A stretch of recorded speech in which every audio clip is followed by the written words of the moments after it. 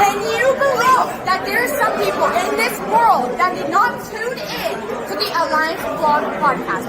Shame on you! Shame on you! My name is Ella Envy, and I'm one half of the NWA Women's World Tag Team Champion. And I'm Kenzie Paige, the other half of the NWA World Women's Tag Team Champion. And you better go listen to the Alliance Vlog, what is it called again? Podcast, period. You're ugly. You're ugly. Why are you excited to be here tonight? Because I'm just excited. Yeah.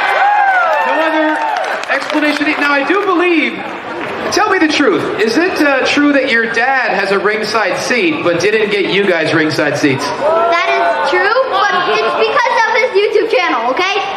It's his YouTube, okay? Her dad's an influencer. Let him go, guys.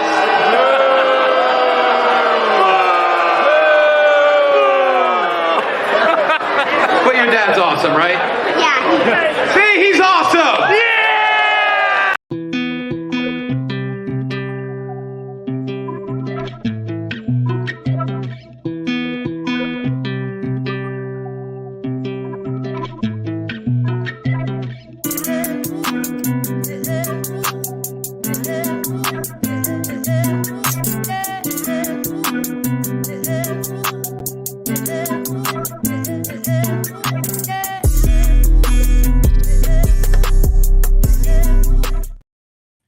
What is up, everybody? Welcome to the Pre-Party, a presentation of Alliance-Wrestling.com, your number one source for news and information for the National Wrestling Alliance. Sorry to alarm anyone that I wasn't.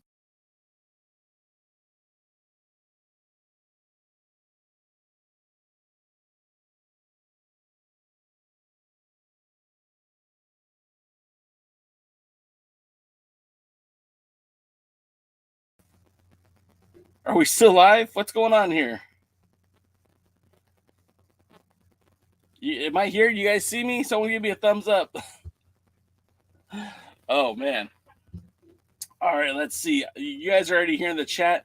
Let's say what's up to everyone. I see Mike is here. Steve G's in the house. Shrek is here. Mandy's here. Mandy, what is that your logo? What is that? The picture. It looks weird and cool at the same time. Hey, sorry about that, guys. I had a little bit of technical problems right before the show started. That's why there was a little pause there for a minute. And anyways, we are here. The camera's working. The microphone is working. It seems like everything's working. So what's up, everybody? This is the Pre-Party, a presentation of Alliance-Wrestling.com. That's your number one source for news and information for the National Wrestling Alliance. My name is Jay Cowan. Each and every Tuesday, we come to you, the hashtag NWA fam. And Mandy, that's a great explanation the rabbit hole you have fallen into. That's perfect. That's great, Mandy. I love it. Shrek says, guys, in order to get that dub, you got to order that dubby. Hey, man, we have so many great dubby flavors available. Obviously, I'm not a representative of the company, but we do have a partnership with them? Question mark. But no W for me today. I don't have W. That's probably why I feel so out of sorts right now. I don't have that jitterless energy that W gives you, or the clarity to figure out what the heck I'm going to say next. I'm just kind of rambling until I figure out where we're at and what time and space it is. Now, on the West Coast, it's 2:05, and in about an hour, you guys will be watching NWA Power, which is the season finale of this season, because that's why it's a season finale, and we're going to be leading into. We're going to be leading into, Lamb, I got my water, leading into Samhain, which of course is the October offering, the pay-per-view, the most dangerous pay-per-view in the history of the NWA.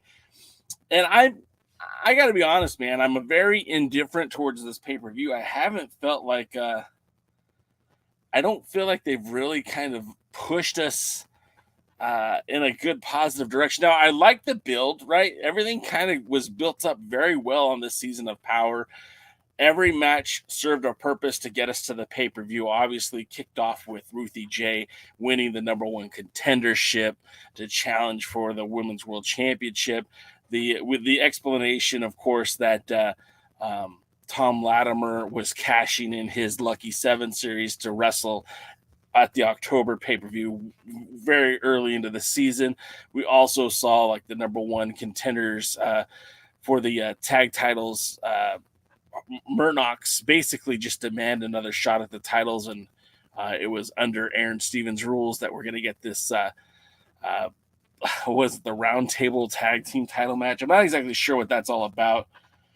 Then we're also getting Mims recently won the TV title on this season of Power. Max defended her title twice on this season. We have new #1 contenders for the women's tag team titles in Natalia Markova and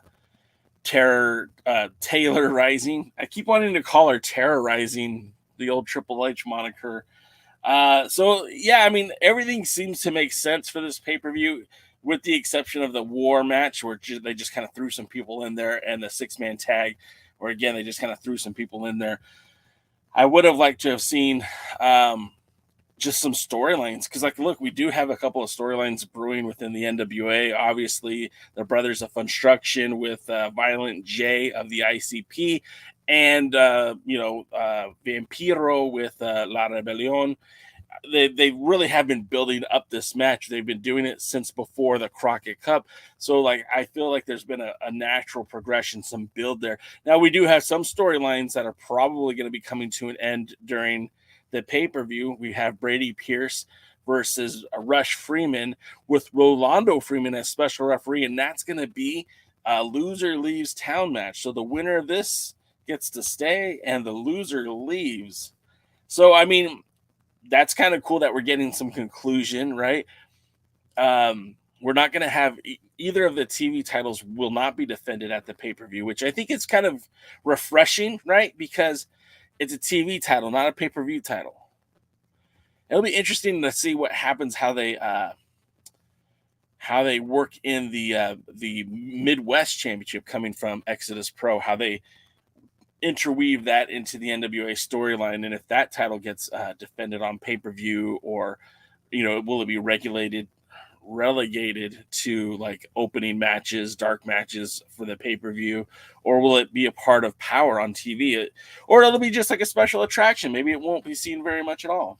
But either way you look at it, it's kind of exciting just to see what's going on. What's going on with the NWA and how it's progressing as we're getting again to the final episode. We know that we're going to see Pretty Empowered tonight. We're going to see the Overboy with the Overman, Jordan Clearwater, and the World Heavyweight Champion. But let's talk to you guys. What's on your mind? It's Tuesday, so what do you want to talk about? It's the worst Cody Rhodes impression ever. Let's get to some of the chit chat that's going on in the chat forum, the chat room. Let's see. Steve G is excited about the Lakers. Lakers! Lamb says, I saw that the card has like 11 matches, 11 for 3 hours. Yeah, I mean,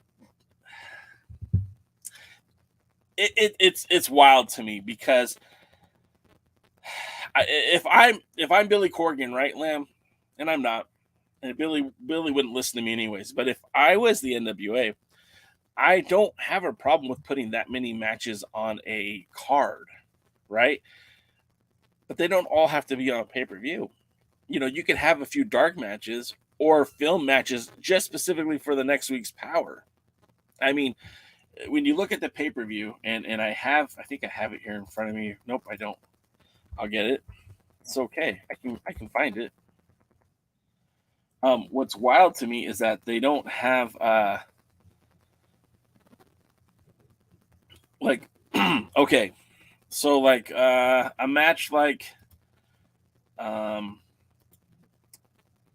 another match that they built up at least through the pay-per-view till now would be the matchup between Jack Stain and Bulletproof Troop, but like the Devil's Last Dance match, which is like tag team war.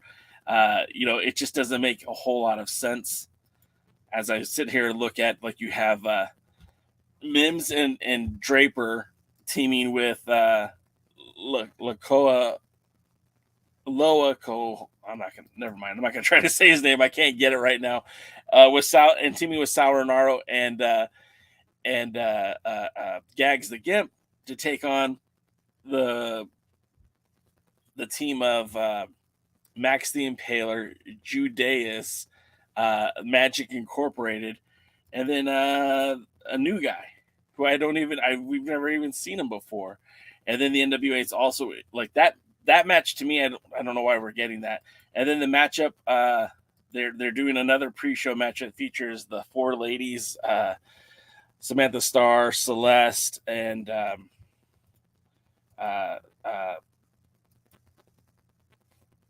Misa Kate, and the Mission Pro Women's Champion. I can't think of her name off the top of my head. They're going to have a 4-way match, and it's like, okay, but what's the point of that? That could be saved for TV. You don't need to have that many matches for the pay-per-view. That's just me, though. I guess maybe I could be off, but sometimes less is more. I do appreciate getting value, though, if I'm ordering this pay-per-view, but also I feel like the pre-show doesn't need to be an hour long either. Like, I think you should have for the pre-show maybe like a one match, and maybe like 20 minutes of hype to get you to buy the pay-per-view. The story, if you missed Power, give me a rundown of why this pay-per-view is important for me to order. At least that's me. I don't know. Thank you guys for the love. Jeremy says to like, comment, share, subscribe, all that good stuff. Lamb is saying the same things. This shirt it didn't hold, and I apologize to anyone that bought it, but it didn't hold. We lost the eagle, we lost the ham sandwich, we lost the Firebird. It's no bueno. Dave, thank you for asking everyone to share. Appreciate that. Hisa's here. What's up, Hisa? Rick Del Santos here, my guy. Rick is the dude. Rick is interviewing everyone's favorite Thick Daddy. Check that out. Lamb says, or use some big build matches to promote your next TV tapings like Impact does. Yeah, there you go. It would make a lot of sense. And maybe they are. I will give the NWA credit. This season of Power has been mostly entertaining. There's been a few things that I thought were kind of weird. Like last week, I don't think it made it didn't hurt Zion to lose to Chris Adonis and by a disqualification. I just felt like that kind of disqualification, though, was a little bit weird. Like he didn't break the hold. And typically in a match like that where a referee has the final say, you would imagine that a referee would give a little bit more leniency to a match that's going to potentially crown the next North American national champion. Excuse me. Not that I feel like Adonis or Zion would have beaten our pal Thrillbilly. I just feel like that match carries some significance, and maybe you would be a little bit more.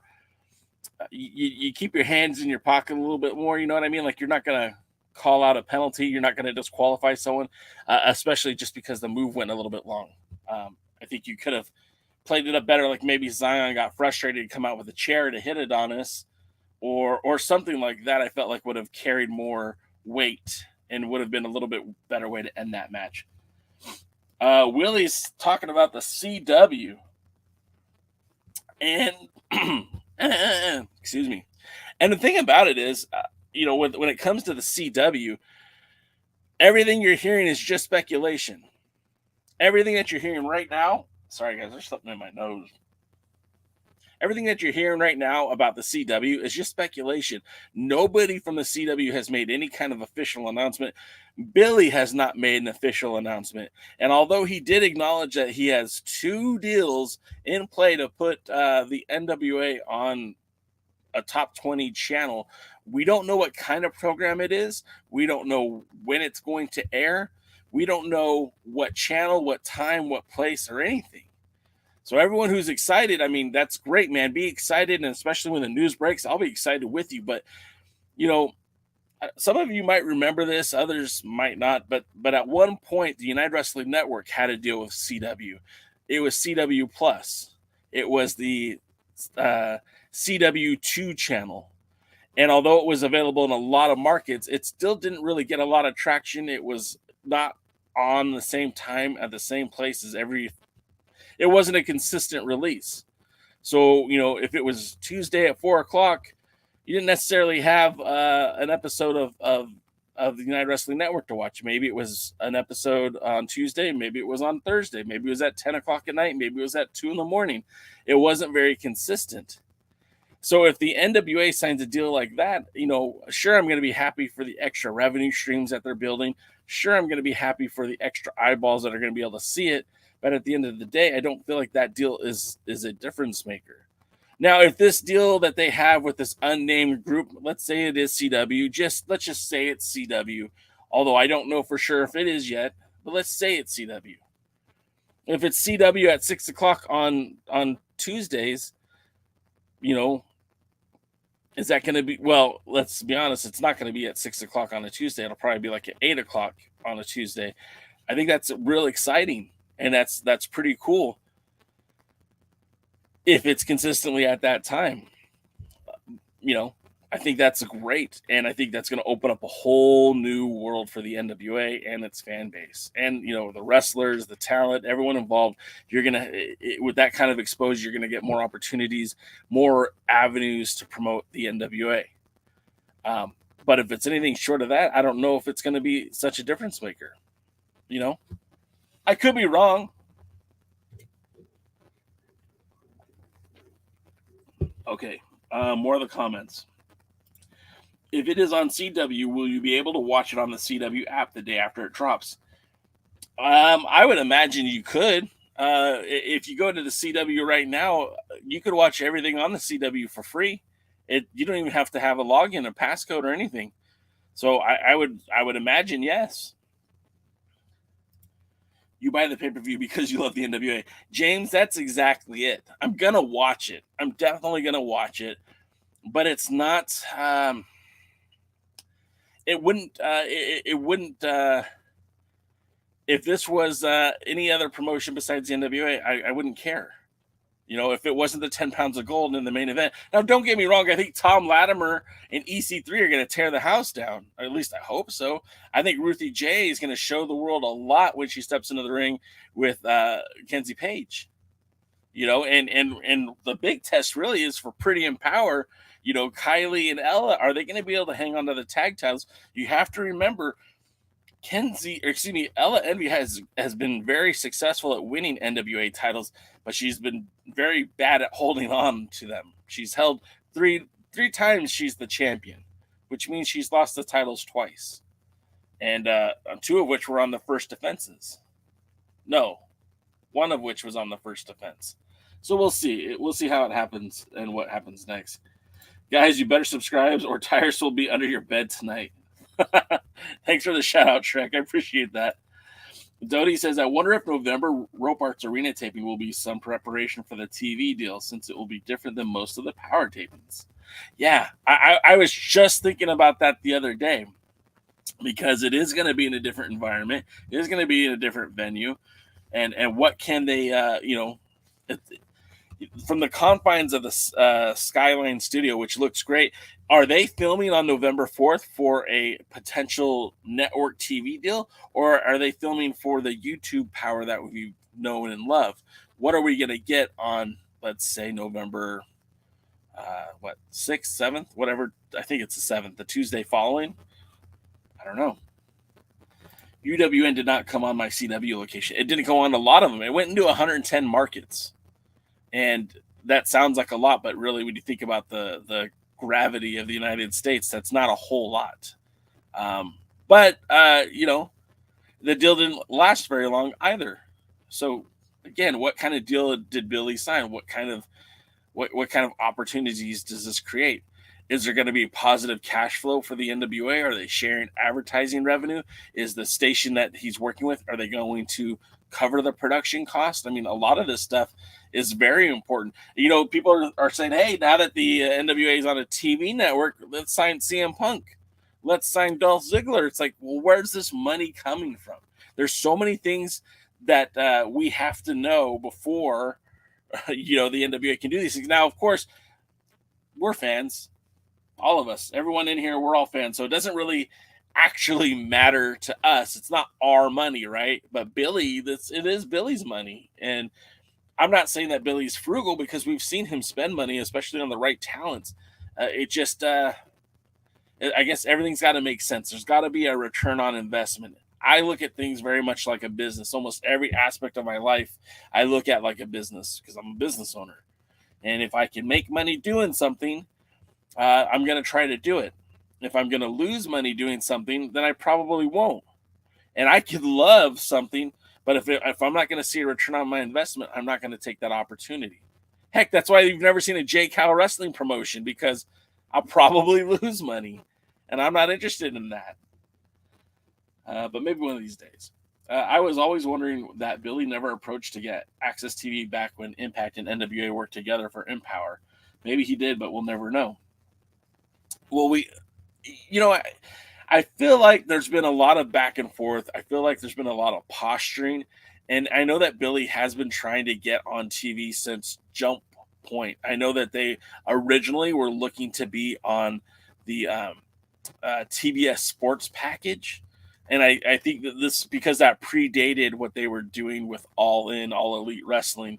I think they were trying to get on like the streaming service for Turner Sports or something like that. Obviously, that didn't come to fruition. At one point, there was discussion about trying to get on the WWE network as part of an offering on the channel.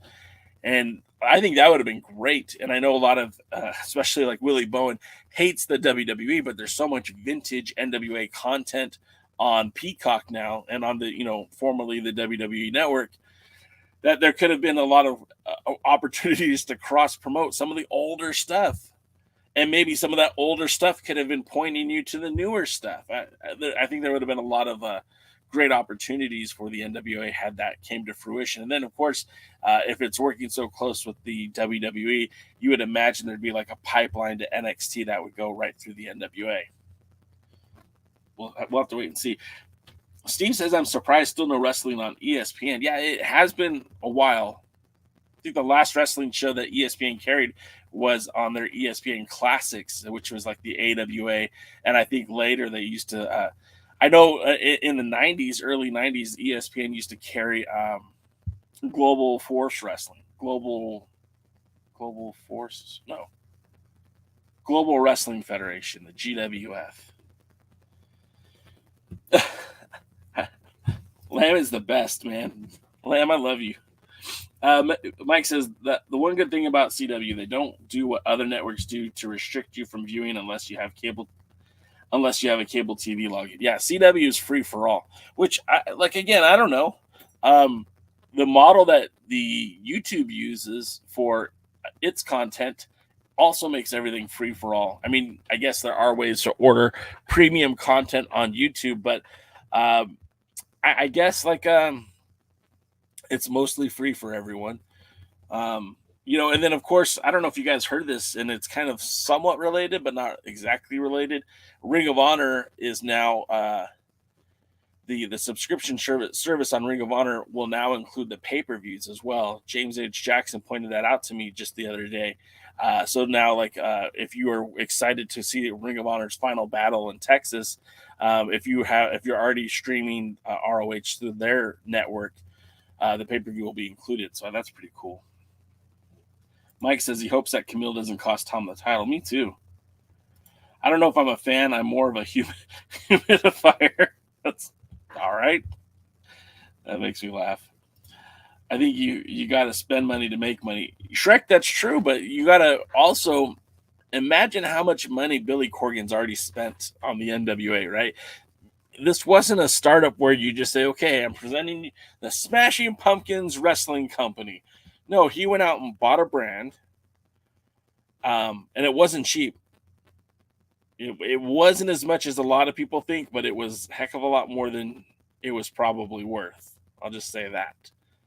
I don't know the exact dollar amount, but I've heard it was more than one number and less than another, and I don't plan to share either of those. But the NWA, wasn't cheap, and then the first thing they did was they locked up, all this under contract for a couple of years, and they were paying a lot of the talent, not all the talent, but all the talent that were under contract got paid through COVID. Some of the talent did not. Some of the talent chose to leave, and that's okay too. And right now, I mean, there's a lot of people under contract to a company that doesn't even have a TV deal. What's up, Sam Retro? Retro's in the house. Let's see. But would you, Jay, as a wrestling promoter, give the wrestlers more than a handshake, hug, and a sandwich? I think, in my mind, all right, real story. This Friday, I was at a local wrestling event, and when I mean local, it was literally 8 minutes away from my house. I know because I counted. I timed myself. And it being so close was the huge draw for me. I didn't have to go very far. So being at this wrestling show, the promoter was working with another promoter, and the first promoter was from the Midwest, actually used to be affiliated with the NWA, and this dude was not okay, and I'm kind of concerned for his mental health safety, but he left. He left in the middle of the show. He left like 2 or 3 matches in, just disappeared. They were live streaming. Excuse me, they weren't live streaming. They were doing commentary live, and he was a part of the commentary team. And then someone said something that he didn't like, and he took off. And I thought people were going to get stiffed. Thankfully, the other promoter that was there took care of everybody. But man, he just left.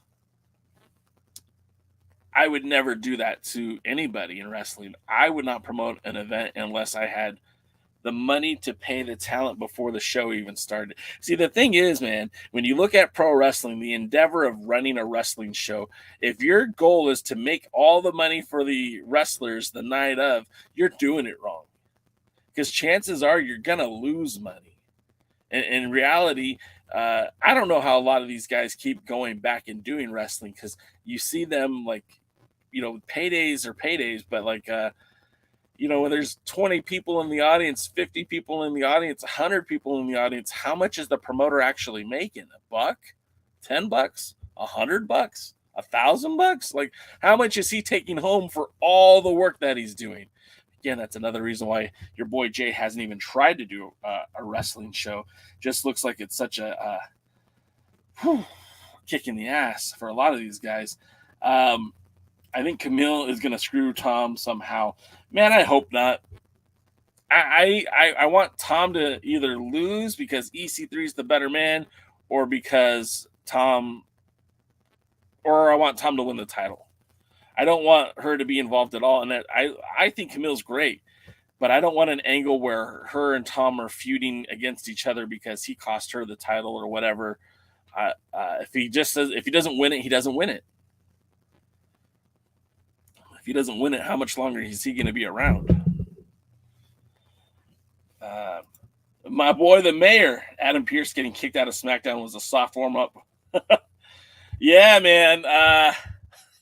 I guess I shouldn't go to any more SmackDown tapings, which is fine. I prefer Raw anyways. I like red and black. My buddy sent me a text message, and he goes, "It's crazy to me that you're friends with the Raw general manager and the SmackDown general manager hates you." And I'm like, it's true. He probably doesn't hate me. I'll say this. Nick Aldis probably hasn't thought about me once since the day he called me a ham sandwich, but I still think it's absolutely hilarious that he did.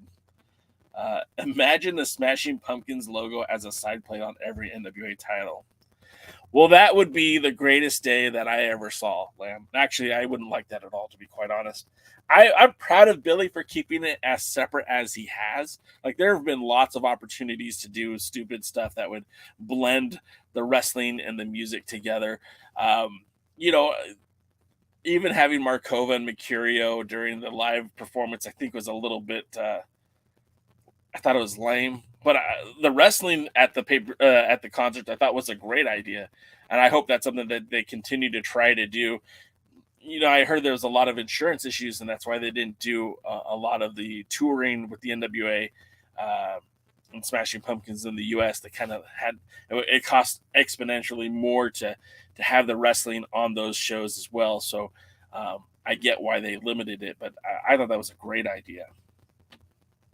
Retro says Dice said he got paid $250 monthly during the pandemic. Yeah. I mean, $250 isn't a lot of money, right? It's not.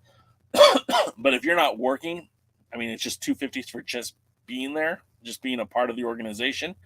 I mean, it's something. And there's a lot of people who didn't get anything during the pandemic. Jason Newsom. I met Jason Newsom in Nashville once. What's going on, Jason? Not a good sign at all. Hope all talents were paid. Yeah, I mean, I don't think everyone was. Oh. I think you're going back to my Friday event. Yeah, everyone was paid. It was kind of cool that the other promoter kind of stepped up and took care of everyone.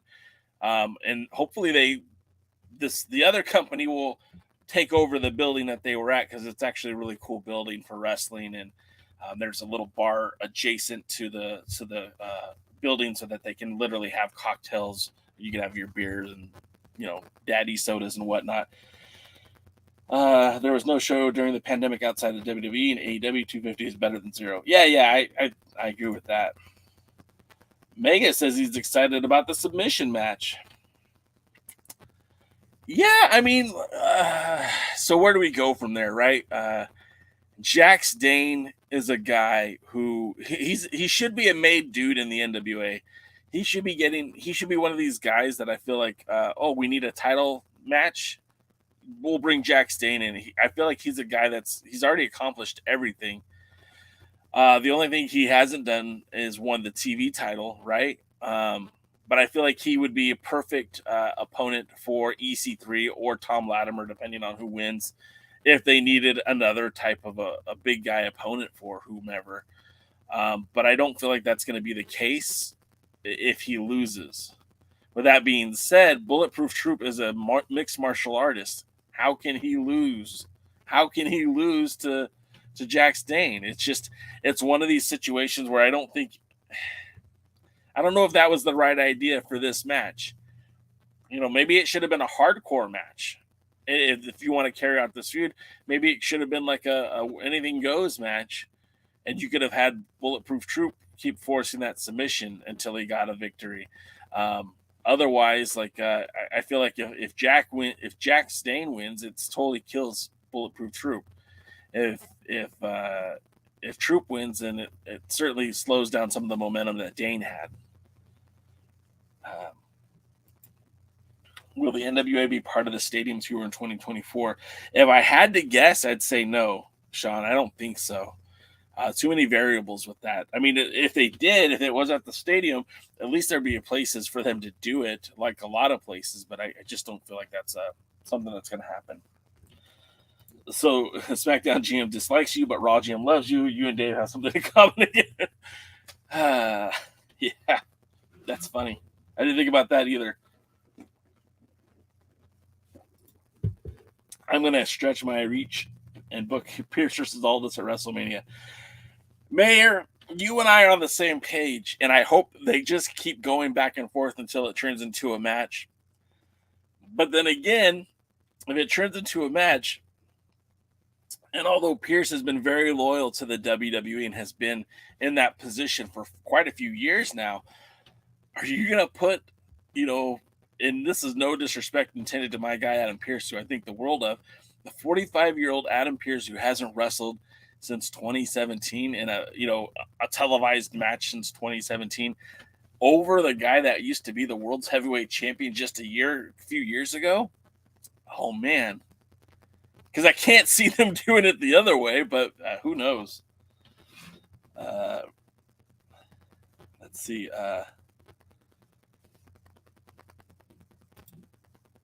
Green Day, Pumpkins, and Rancid on tour next summer.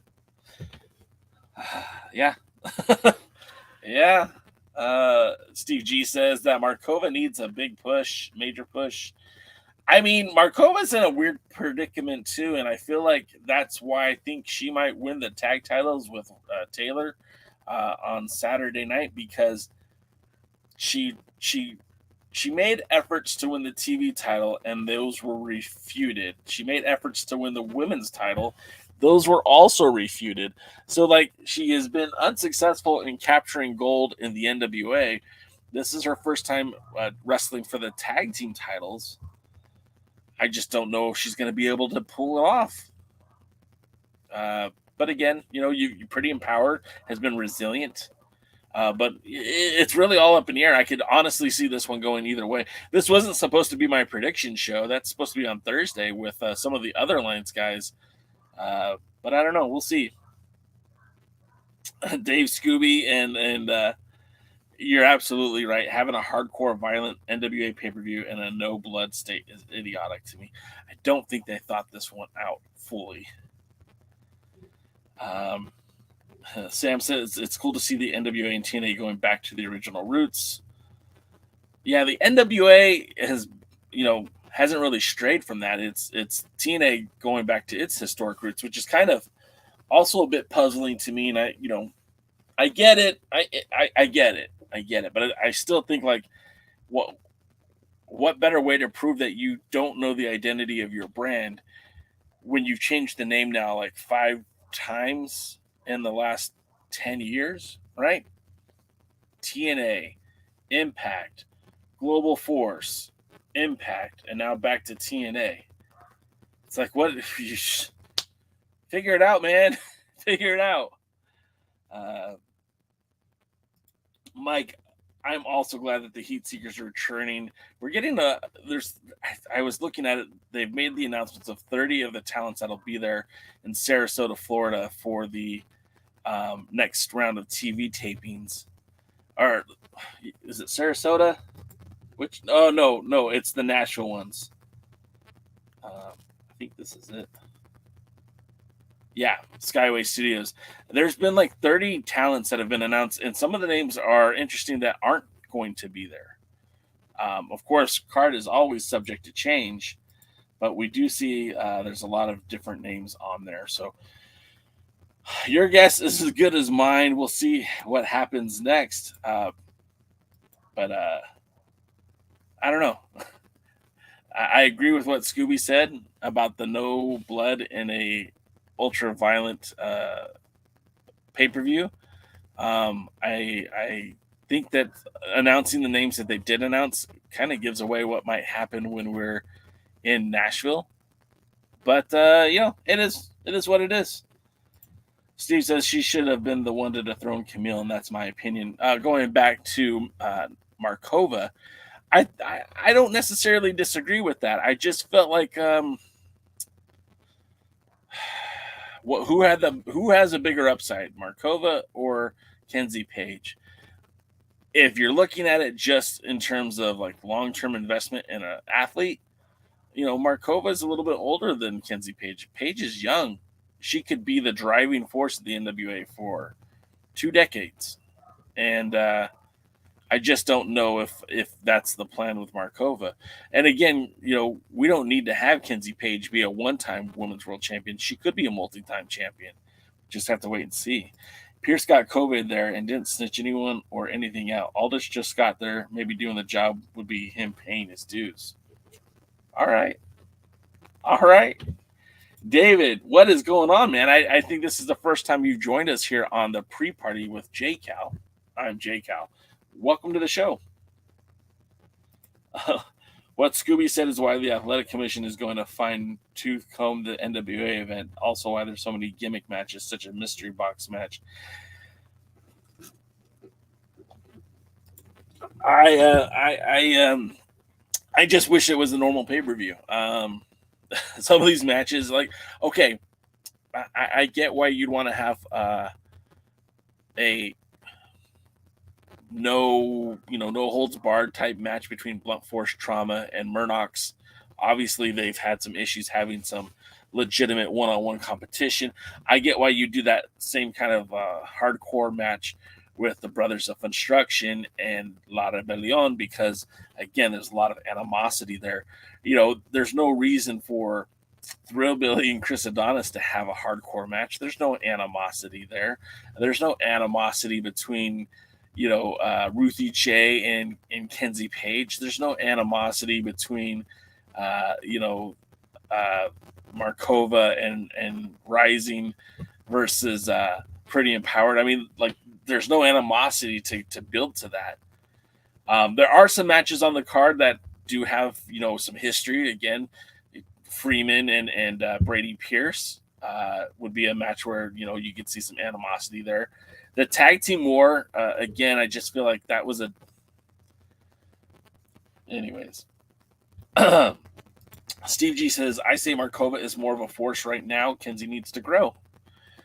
Steve, I mean, you're entirely entitled to your opinion. I don't have any problem with Markova either, and I think Markova is a great asset to the NWA. I just feel like Kenzie Paige, right place, right time. Chris says, I didn't see Paige in the NWA longer than 2 years. Bigger and better, I believe. See, and that's why if you're smart, if you're Billy, you lock them up long term. You give these young folks, 4 or 5 year contracts. Get them locked in. I mean, you're taking a risk. You're investing in them, but you're also preventing them from going elsewhere. And you kind of need to do that from time to time. Rick, me too. A whole show of gimmick matches doesn't exactly grab me or make me want to pay for it. It's one of these deals, Rick. If this was any other wrestling promotion on the planet, I'd probably say pass. Okay. Look, the draw to me is seeing the 10 pounds of gold defended by EC3 against Tom Latimer. I think either one of those guys would be great representatives of the NWA going forward. And if it is time for Tom Latimer to shine, like I'm here for it. And if EC3's reign continues, I'm also here for it. But most of this card does not grab me. Do I think it's going to be a bad pay-per-view? No. The NWA has been pretty good about not having bad pay-per-views. They might have a bad match, but typically not a bad pay-per-view. Rick isn't a fan of the Brothers of Construction. I mean, I'll be honest. I think some of that stuff is just downright hokey. But again, that's kind of what Billy likes, is the little bit of hokey, a little bit of jokey, a little bit of smoky. I don't know. It just it feels like that's kind of what's in line with Billy's viewing habits. Let's see. Perhaps Billy sees more appeal from the audience for Kenzie to attract fans. After all, this is a TV show, and many aspects are cosmetic, unfortunately. Well, yeah, and look. I think that can look, and I feel like Markova is definitely made for TV. I think she is a star in the rising. I don't know how far that star is going to burn. She's already a little bit older. I'm not trying to put the woman down, but I just feel like, she has a glass ceiling that she has to overcome. I feel like Camille of anyone in the women's roster that's going to be gone, I feel like it's going to be Camille. I feel like, especially with Jade Cargill going to WWE, there's certainly a need for that. Obviously, the WWE is looking for an aesthetic that can help grow their brand. Jade Cargill was an accomplished sports and fitness model before joining AEW. She had her own following outside of AEW. What made her appealing is that she brought her fan base to the AEW ring, much like she will do for the WWE, but now as a more trained, more complete wrestler. Is she great? No. Is she perfect? Absolutely not. But she could go in the ring and put on, decent matches with just about anyone on the roster. The same thing can be said for Camille, except for she didn't have the following that Jade Cargill had. But she's back in the gym, she's working out, and who knows what you're going to see from Camille after Samhain. It can be totally different. Steve G says, if I was at NWA, the woman I would go for and sign long-term is Jennifer Flores. She's going to be a star, and I hope AEW and WWE don't get her first. I think there's a lot of women out there in the wrestling today who are building their own path. We just met. I just met one this weekend. In fact, we'll have a new show open on Thursday's show. Anyways, sorry, getting a little caught up. There's a lot of great talent out there. Heidi Howitzer, who just had a birthday today. Her and Camille share a birthday. She is a free agent. I believe she's done with WOW. And now that she is available, maybe she would be someone that would make sense for the NWA. She has history with our current TV champion, although I don't think that ended on the best of terms. But again, she would be somebody that is very viable and very different for the NWA. But who knows? Mayor says, your thoughts on Mims as TV champion? I'm not for it. They beat the powder out of this guy for too much. They definitely... Okay. Sorry. The chair is getting too squeaky for me. They definitely hurt Mims' credibility as champion multiple times, not only when he was pursuing the TV title, but then they put him in a tag team with Dak Draper, and they took the, positive-centric, positively focused, they took Mims and changed up his appeal. They turned him into something different. I don't really know how to describe it, but you had him, feuding with Tyrus, the man who would go on to become the world's heavyweight champion. You had him have several matches with Tyrus, and before that, matches with the Pope, and before that, matches to become the number one contender for the TV title a couple times. He won those matches. And then you put him in a tag team where you made him really goofy. He was goofy.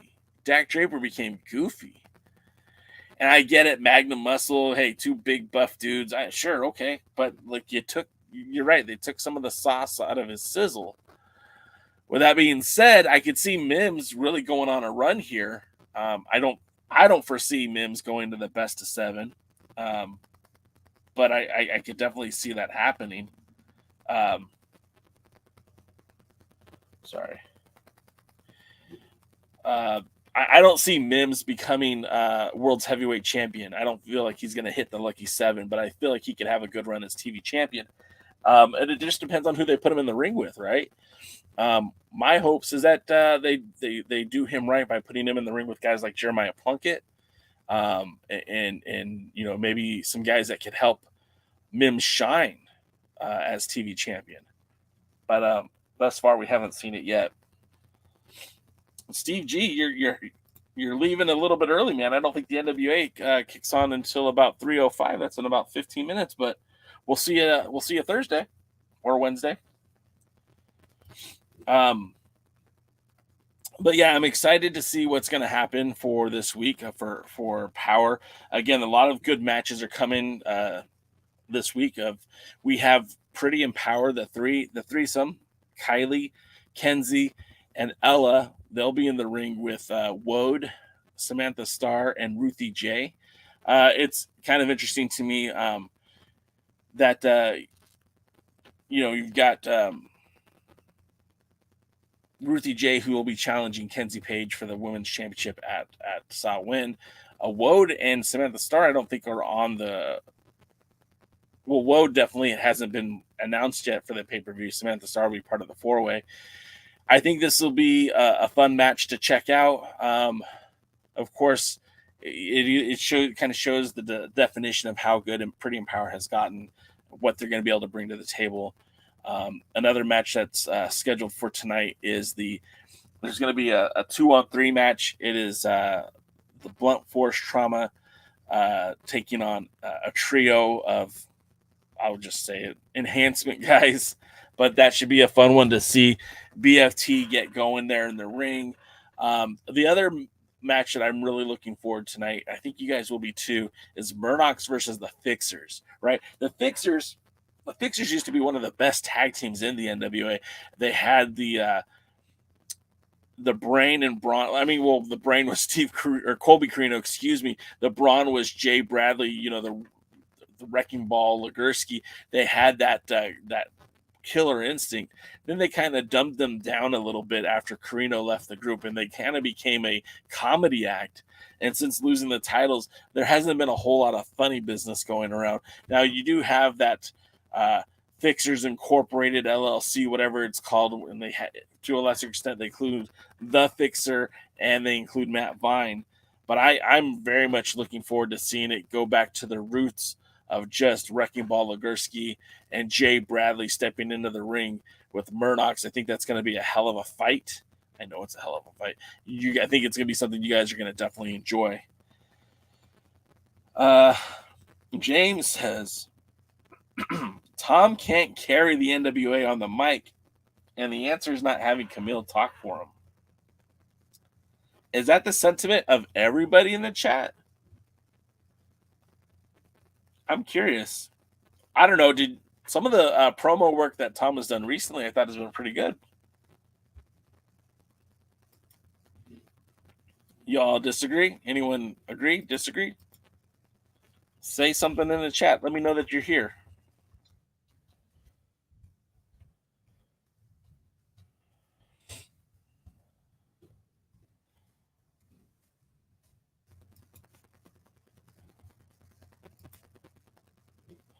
And then the other matches that we're going to have for tonight, of course, the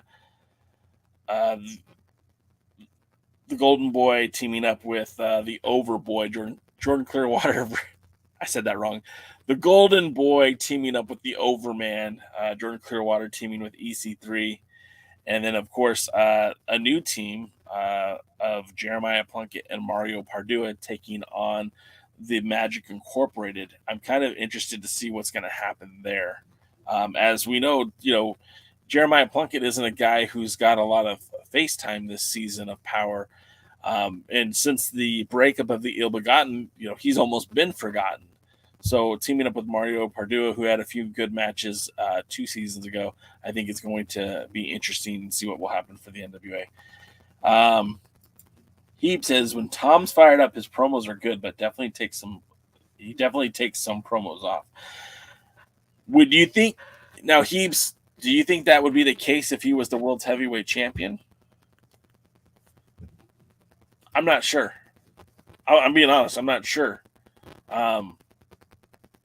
Maybe you're right. Maybe he does need a voice. Maybe Camille isn't that voice, but then who would be?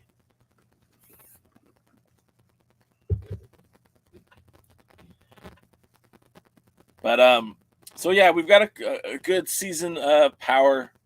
I'm going to say this has probably been one of the better seasons that they've produced. The upgrades to production, the enhancements with the overall production, I feel like has been very beneficial to the NWA. And again, it makes it feel like it has time, or it is time, I should say, that they take that next step and where they go for television. And again, is it CW?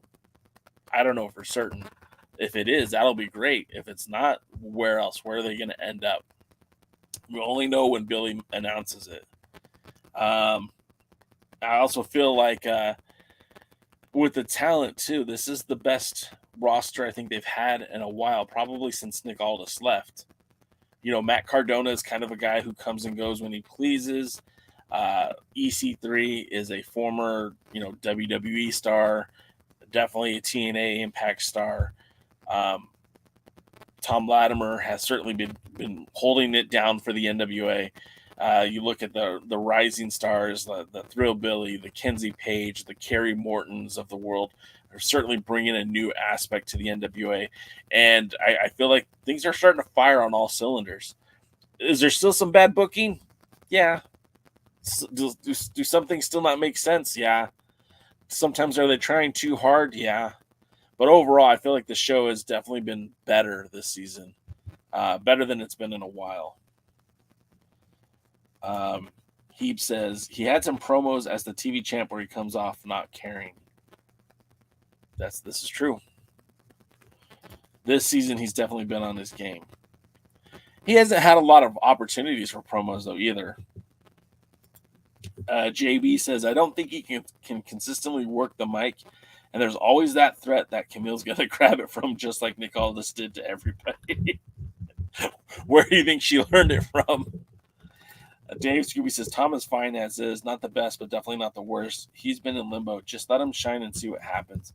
The problem is there's nowhere else to go with Tom at this point. If he does not win the 10 pounds of gold at Samhain, what do you do with the guy?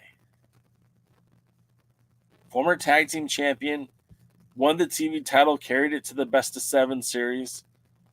Then what? Now what do you do with them? Now, a long feud with EC3 would be all right, but I don't know. I feel like it's like almost win or bust for Tom, but also I don't want EC3 to lose his momentum, so it's kind of like a two-edged sword. It's kind of hard to figure it out. But guys, I think that's going to do it for us today. I think that's going to end the pre-party. Remember, on Wednesday, Jeremy. Oh, also, real quick, I almost forgot. I got another code for you guys. Danny Deals has a code. He sent me a code for you guys. If you're going to buy some merchandise for the Samhain, boom, here's 20% off. Use the code Sam Deals. Geez, easy for me to say. Get 20% off through the pay-per-view. So if you're going to buy today, tomorrow, Wednesday, up until Saturday, you can take advantage of the 20% off, which is great. Covers your tax and then some. Heebs is back on EC3. Says, have Tom go to war with the 7 and 6. That's not a bad way to go. EC3 is definitely the guy you want on top to lead into the new era. I don't think I can argue that either. But like I said, I think we'll wrap it up here. Thank you guys for being a part of Tuesday's show. This is always the fun part of the week for me. Get to talk to you guys, talk a little wrestling, and it's always a good time. Hey man, there will be no disparaging Danny Deals. He got me in when I didn't think I was going to get in. So Danny Deals is practically a made guy on this podcast. So keep those comments to yourself, Michael. Anyways, guys, thanks so much for being a part of this podcast. Again, it's my fun Tuesday. It's so much fun to do this with you guys. We'll be back on Wednesday with the other Alliance guys. That's Jeremy. That is Dave Scooby, and that is the Alliance Gold, also known as Tim. And they'll be talking about MLW, United Wrestling Network. I'm sure they'll be talking about the pay-per-view and probably Power as well. And then on Thursday, we're going to have a little mix and match of some of the Alliance guys and the other Alliance guys to talk some NWA and talk Samhain. We'll give our predictions. And we're also going to talk about some of the names that will be in Nashville on the 4th for TV tapings and wondering what these new names will be able to contribute to this season of Power. So again, thank you guys so much for being a part of the show. You can follow us on all social medias at the Alliance Blog. If you like the show and you want to help support us, a thumbs up and a comment afterwards certainly help. You can follow us on all the social medias. That helps. If you want to share it with your friends, that helps. If you want to buy a cool hat or t-shirt, that also helps.